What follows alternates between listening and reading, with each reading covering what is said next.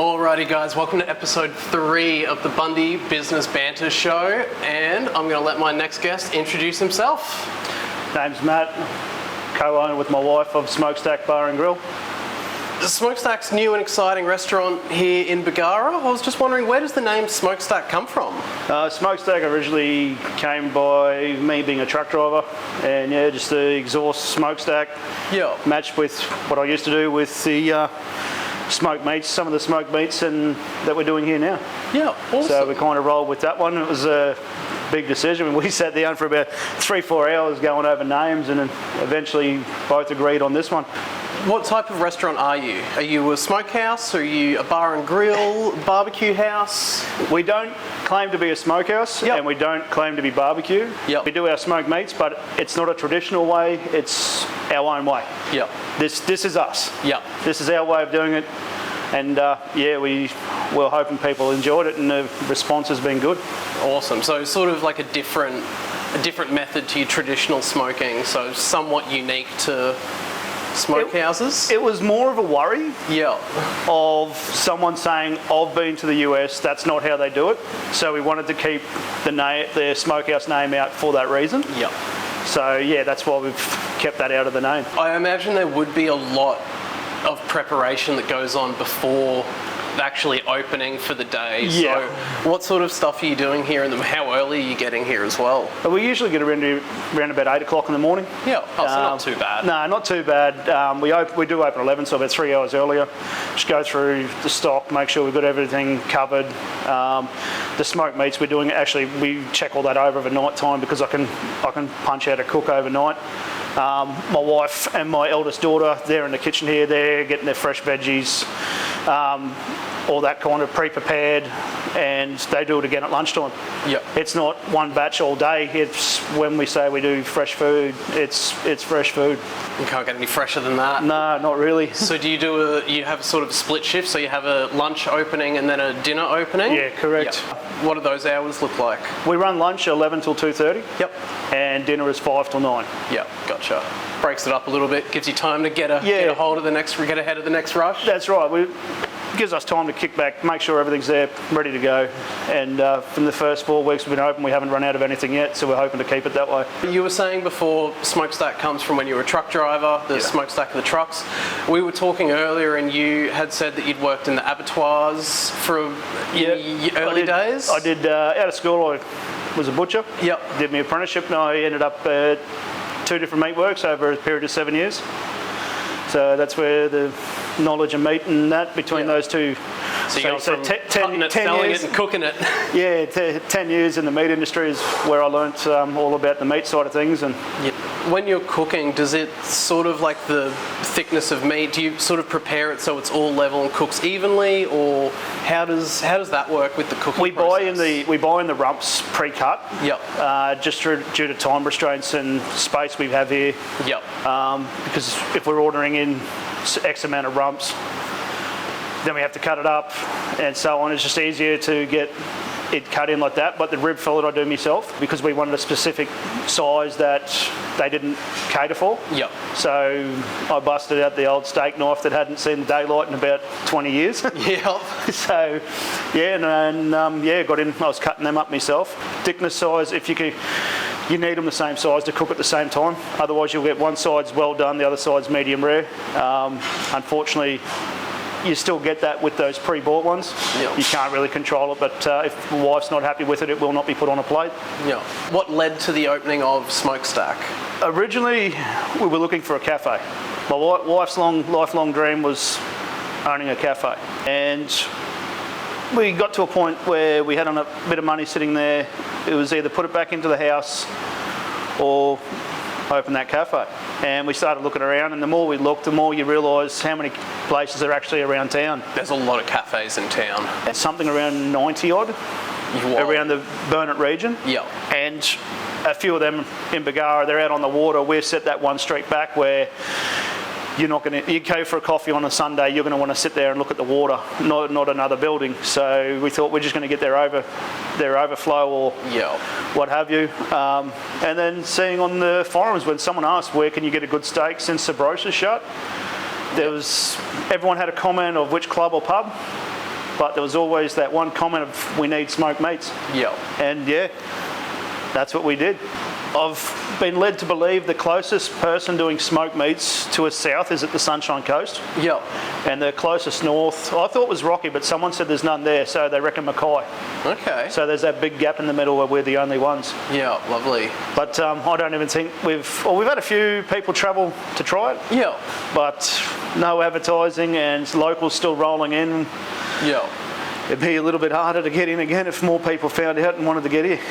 And I think we get a lot of people travelling, like tourists, but just sort of weekend tourists. So I suppose if they sort of come in and see you, they go back to Gin or Childers and tell everyone there, so then everybody else out there knows about you. So Yeah, that's right. Like Bargara is a holiday destination. Yeah. We're about to find out how we go with Easter in a few weeks' time. Yeah. People from Bundy, you've done your chores on a Saturday, you've mowed the lawn, everything's kind of done. They come out here for a family day. Yeah. And yeah, that's how we're trying to get a lot of walk-ins. Unfortunately, Saturdays and Sundays, we're turning away more people than we can seat. Yeah. We're getting that many people. And then we try and find a booking that'll work for them. At the moment, we're nearly booked out 2 weeks in advance. That's great. Yeah.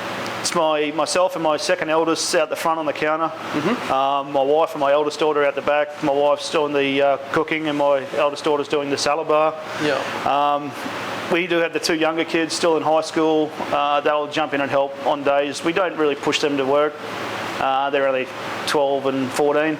Yeah. But their time will come. Yeah, no, well, they get in, they give us a hand. Yeah. We have had to put on one of my daughter's friends just to help out because we learned pretty quick we couldn't keep up. Yeah. Like I said, I don't do much in the kitchen. Technology, I'm old school. Yeah. I'm learning, but I struggle with the computer. It's quicker for the kids to do it. Yeah. So, yeah, my thing is I'll try and get around and talk to everybody and make sure everything's going smoothly, tastes good, everything's up to standard. Yeah. So that's my thing. Awesome. Prior to launching the Smokestack, were you sort of like a bit of a hobby smoker at home, or? Yeah. I originally started smoking meats in 2008. Yeah. I made my first smoker out of a 44-gallon drum. Yep. From there, I had that for years. I mean, 2008, and I think I only got rid of that thing probably about 3 or 4 years ago. Yeah. But I also own 5 other smokers at home. Yeah. If I get a chance and they're going, what's for dinner? It's like, oh, I'll smoke this or I'll smoke that. It's just, something I love doing. The way I learned, it's a lot of trial and error, and then I really started getting things dialed in. I bought a how-to book. Yeah. It wasn't like a for dummies one, but it was a good book, giving me a lot of detail.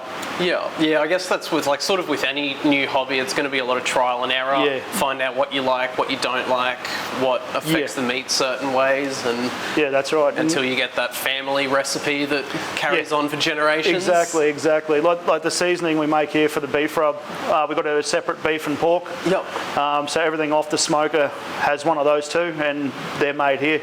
Yep.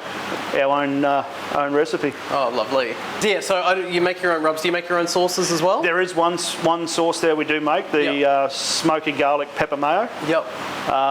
Came from an accident about a year ago. All the best things come from accidents. Yeah, that was long before this place was even thought of. It was just something we're doing at home. Yeah. And I was making jerky, and I thought of all this dry stuff in the bottom. I wanted to go on a steak, and it was disgusting. My wife said, how about we throw it on some mayonnaise, and we'll try it on chicken wings. Yeah.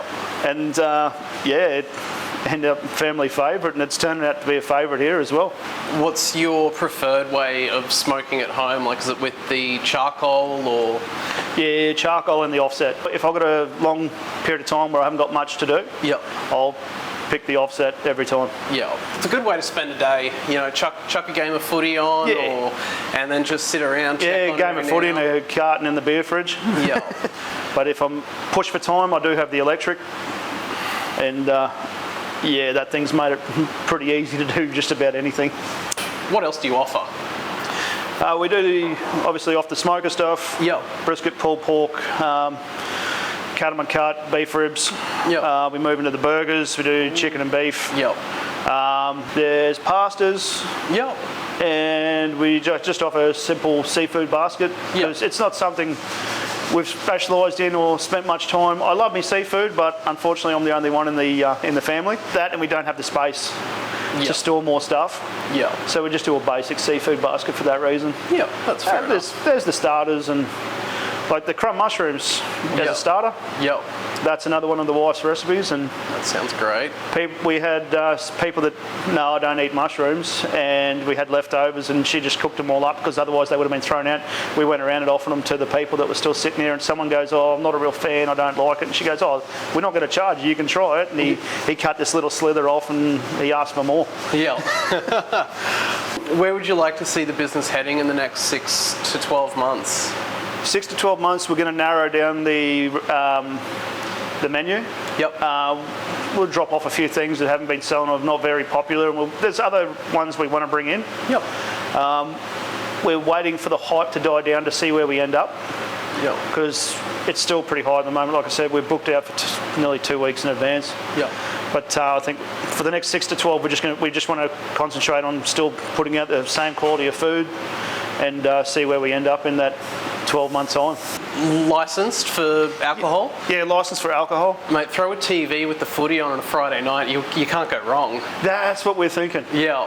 Yeah. No, well, I want one in here first, so I'll be the first one to watch it. Yeah. What's the support from the community been like since? Because you've only soft opened like a couple of weeks ago now. 11th of February, we did a soft opening, family and friends. Yep. Few photos got sent out to their friends. Yep. Who passed on to their friends, and the official opening on the 12th, the very next night, we near on booked out. Yep. I think there was only 4 vacant seats out of 50. That's great. On an opening night. Yep. We did no advertising. We're trying to open slowly. Yeah, it was amazing just to see that filled up, and from that, a photo got out to one of the Bundaberg forums, I think, and then within 2 hours that photo hitting out, we were booked out for the next 3 nights. Oh wow, that's great. Well, it just caught on like wildfire. Yeah, it did. It's the phone just started ringing non-stop, and we were wondering what was going on. The locals, though, we were getting a lot of walk-ins through the lunches. The Bargara locals who passed on to their friends. We're starting to see regulars already, and we're only in week 4. Oh, great. To the point we've had the one person in here 5 times. Yeah.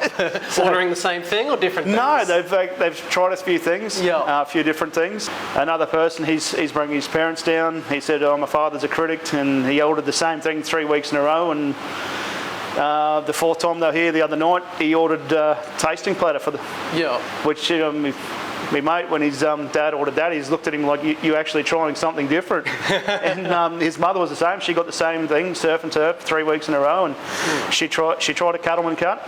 And when she said when they left, she came in, she said, that was amazing, I'm no longer getting the surf and turf. Converted them. Yeah. I always stick to my favourites. I'm a sucker for what I already know. I know what I like, and I like what I know. Yeah, no, it's a good place to try different things. Like, we got platters that have a bit of everything. A bit of like, your favourites, and then like go your for that. platter for 2s have brisket, pulled pork, pork ribs, our chicken wings. Yep. I'd like to get out the chicken wings are coated in like a basic salt, pepper, garlic, or paprika, just a little bit of seasoning in the flour, and we just deep fry them. So there's not much flavour on them. All the flavours come from the sauces that you get. Yeah. So, and then the Krensky's also in that platter for 2. And it gives you a good taste of everything.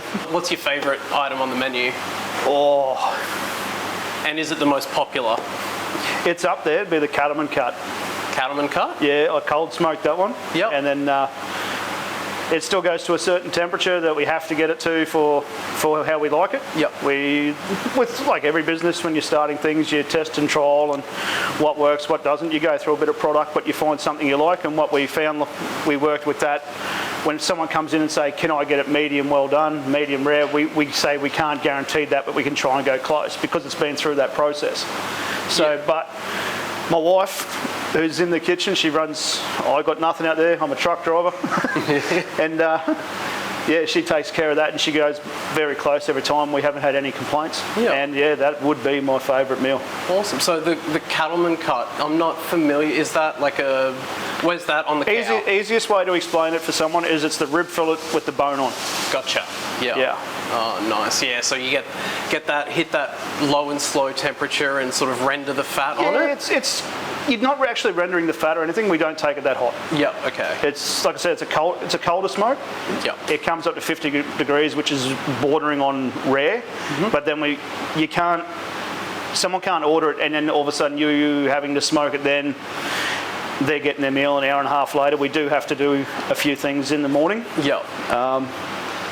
So stuff like the rendering and that, it's not there. It's all on the hot plate, how it gets finished off. Yeah. Which is the reverse sear side of things. Yeah. Good, mate. Awesome. Well, I'll get you to address the cameras. I'll get you to reintroduce yourself. Tell people where they can find you. If you've got any social media pages, let them know, and we'll let them come down, find you, and try your delicious meats. Yeah. Name's Matt from Smokestack Bar and Grill. You'll find us on 15 C Street, and we have the Facebook page at Smokestack Bar and Grill, and Instagram at Smokestack B&G. Awesome. Thank you so much for being on the show, mate. Awesome. Thanks, guys. Thanks for watching, and we'll see you on the next one.